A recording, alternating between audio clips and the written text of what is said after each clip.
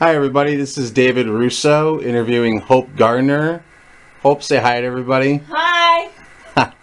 Um, we're doing a comparison between Sacred Heart University and St. Bonaventure University, which is in upstate New York. It's pretty close to where? It's about an hour and a half to Buffalo. From Buffalo, which is pretty far away from here. The difference is we're going to do differences and comparisons. The fact of the matter is that both St. Bonaventure University and Sacred Heart University are Catholic schools. So let's just get right into it, Hope Garner. How are Sacred Heart University and St. Bonaventure University different? Well, Sacred Heart is run by the Jesuits, while St. Bonaventure is run by the Franciscans.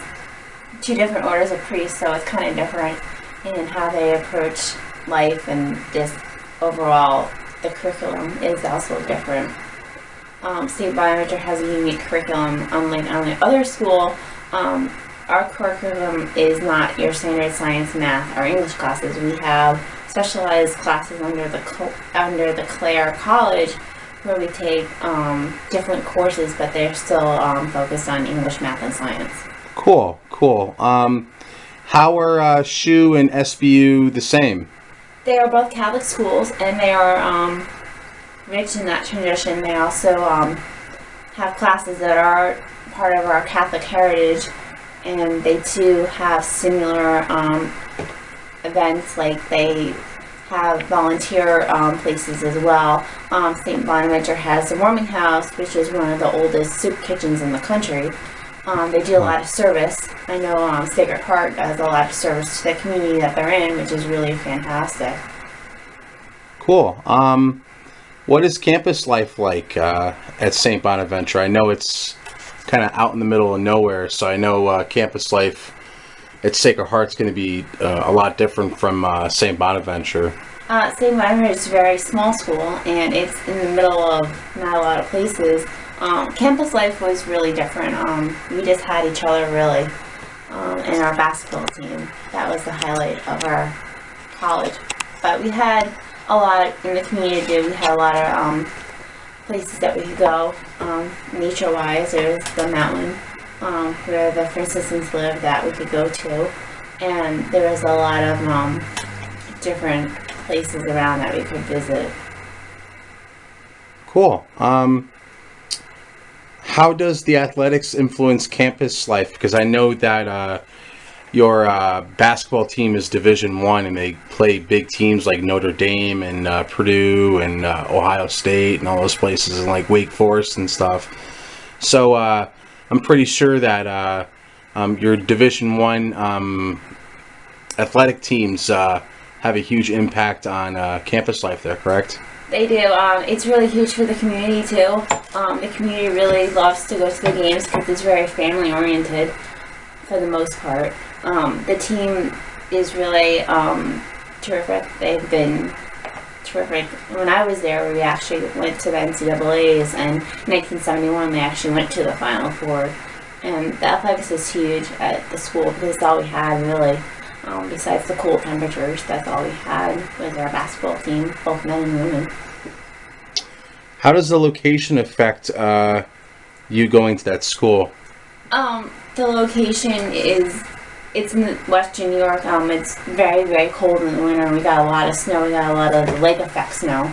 So it was different than here where I grew up in Connecticut, because the temperature was really cold, and it was just so far away. It's about a 6-hour drive from here, and this is a different environment. The town at St. Bonaventure was in between, is very, very poor.